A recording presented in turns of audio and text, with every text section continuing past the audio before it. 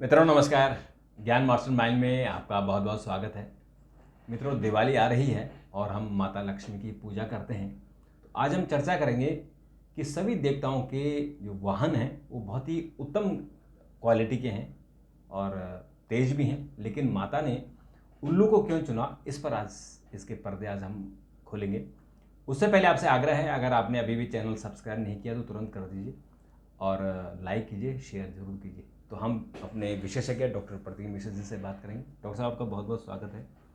तो आज आप लेकर आए हैं कि माता लक्ष्मी उल्लू की सवारी क्यों करती मैं है? कहाँ लेकर आया, आप पूछ रहे हैं कि जी उल्लू को क्यों। जी, ये का उल्लू की अच्छा- सवारी क्यों की उन्होंने? क्योंकि माता लक्ष्मी ये तो बहुत अच्छा सवाल है। हाँ, क्योंकि माता दुर्गा के तो शेर है, इनके उल्लू क्यों है? देखिए, ये बहुत अच्छा सवाल है जी। कि भगवान शंकर का जो है नंदी है, नंदी है। माता दुर्गा का शक्ति का सिंह है, लक्ष्मी जी का जो है हंस है, वो माता सरस्वती का हंस है। सॉरी माता सरस्वती का, लक्ष्मी जी का जो है वाहन उल्लू है। उल्लू है। आखिर उल्लू को ही उन्होंने अपना वाहन क्यों चुना? एक बड़ा गूढ़ रहस्य है जी। और दरअसल क्या है कि हमारे साहित्यकारों ने और इतिहासकारों ने उल्लू की नकारात्मक छवि को पेश किया। आज भी जब आप किसी को मूर्ख साबित करने की बात करते हैं, उल्लू का मतलब मूर्ख से निकाला जाता है। हाँ। कह देते हैं ना, तुम तो उल्लू हो, उल्लू है। तुमको जानकारी नहीं कुछ भी। लेकिन आज जब हम बातचीत करेंगे तो उसके बाद आप ये मान कर चलिए कि अगर कोई उल्लू बोलता है तो आप समझ लीजिए कि आपको जो है वो सम्मानित कर रहा है। जाने अनजाने में वो आपको नेगेटिविटी के साथ बोल रहा है, लेकिन आप अपने को सौभाग्यशाली समझिए कि उसने आपको उल्लू बताया। क्योंकि उल्लू एकमात्र ऐसा पक्षी है जो ज्ञान और भाग्य का प्रतीक माना जाता है।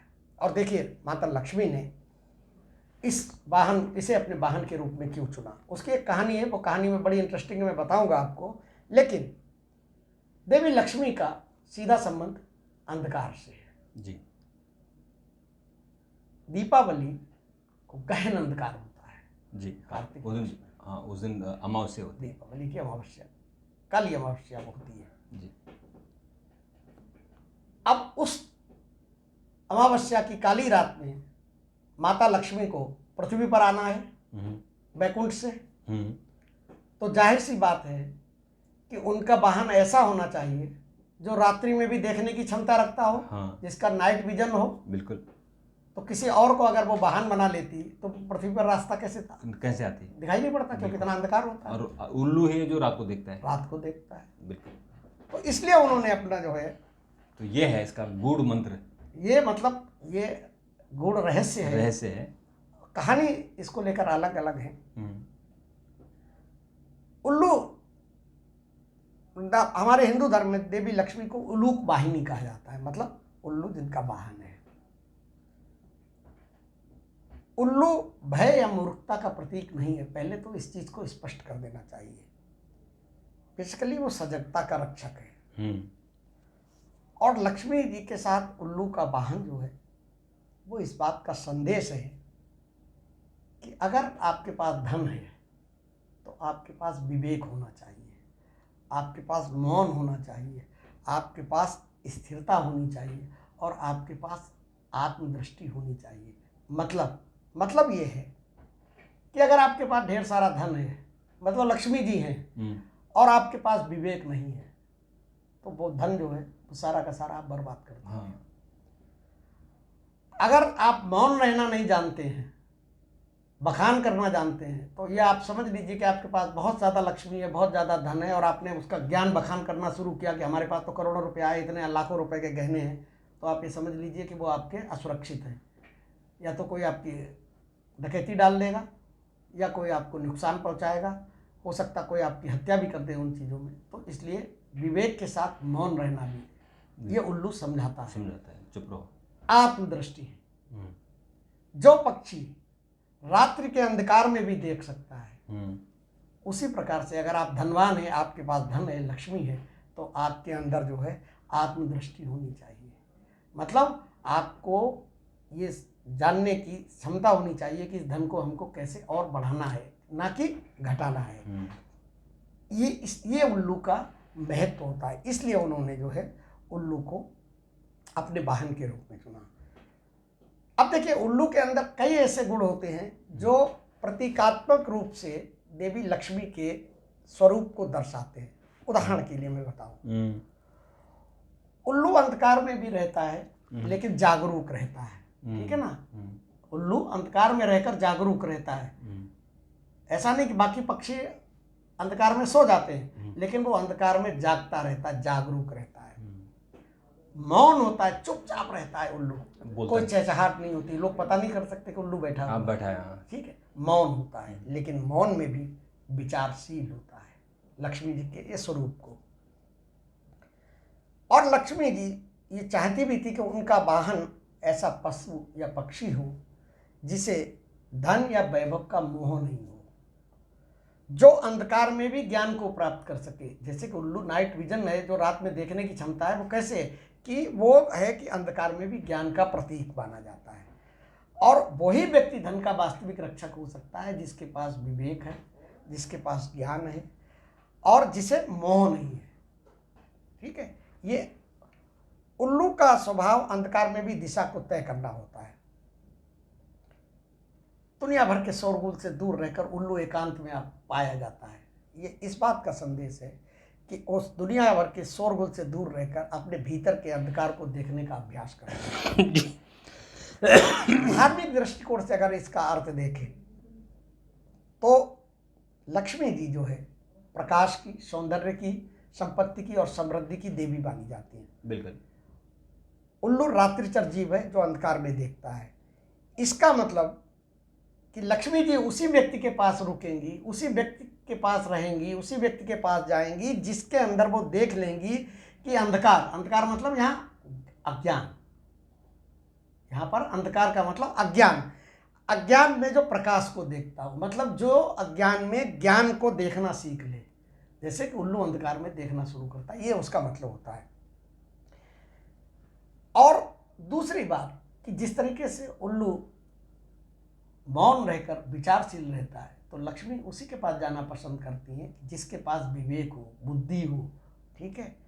और विपरीत परिस्थितियों में भी वो उस लक्ष्मी को संभाल कर रखने की क्षमता रखता हो। इसलिए उल्लू को उन्होंने अपना वाहन बनाया। लक्ष्मी जी ने अपना वाहन उल्लू बनाकर लोगों को ये संदेश देने की कोशिश की। लोग इस संदेश को समझ नहीं पाते हैं कि अगर आपके पास धन है तो इसका उपयोग विवेकपूर्ण तरीके से करो, अनाप शनाप मत करो।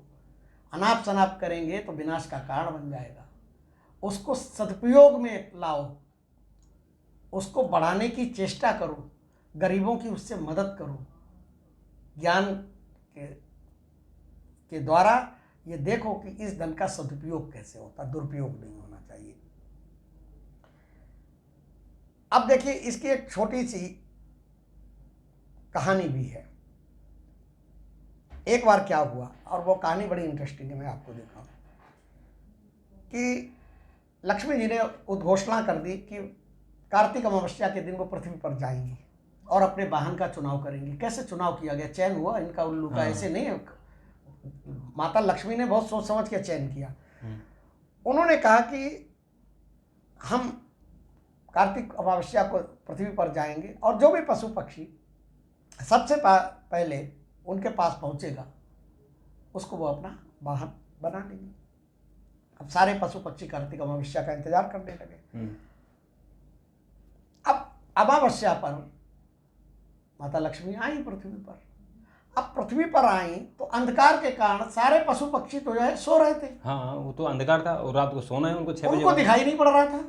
लेकिन उल्लू एक कोने में बैठा हुआ पैनी नजर से, किसी को भनक भी नहीं थी कि यहाँ पे उल्लू बैठा, पैनी नजर से उस अंधकार में देख रहा था कि माता लक्ष्मी आ गई।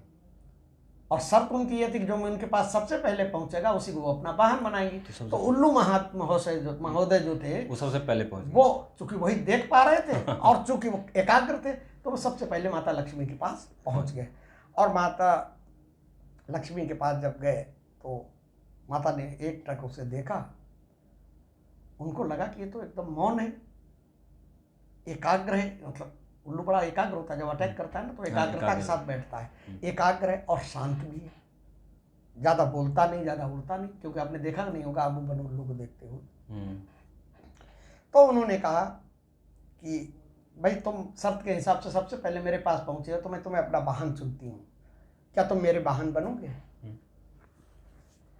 उन्होंने कहा कि तुम्हें वाहन बनाने, उस लल्लू ने कहा कि अरे माता मैं तो आपके वाहन बनने को तैयार हूँ, इसीलिए मैं सबसे पहले आया। तो उन्होंने कहा ठीक है तुम मेरा वाहन बन जाना, लेकिन उन्होंने कहा कि जब भी मैं धन दूँ, किसी को भी अगर मैं धन दे रही हूँ तो तुम्हारा काम ये होगा कि तुम मुझे सतर्क करना कि ऐसे आदमी को धन देना है जिसके पास विवेक हो, जिसके पास बुद्धि हो, जो ज़्यादा बोलता नहीं हो, जो मौन रहता हो और जो हमेशा जागरूक रहता हो, तभी तुम्हें जो है हम अपने पास रखेंगे। उल्लू ने कहा कि ठीक है माता। और इसके बाद माता लक्ष्मी ने यह तय किया कि जब भी वो किसी को धन देंगी, किसी को संपन्नता देंगी, तो वह इन 3 चीज़ों का चुनाव करेंगे। और अगर वो कहीं भूल भी रही होती हैं तो चूंकि उल्लू उनका वाहन है तो सबसे पहले वो टोक देता कि माता इसके पास जो है बुद्धि नहीं है, विवेक नहीं है, इसको मत दो, ये सदुपयोग नहीं करेगा, उल्टा सीधा खर्च करेगा। तो इसलिए उन्होंने जो है उल्लू को अपना बनाया। और उल्लू जो है बहुत धैर्यवान, एकाग्र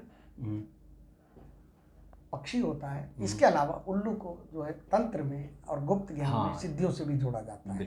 ठीक है।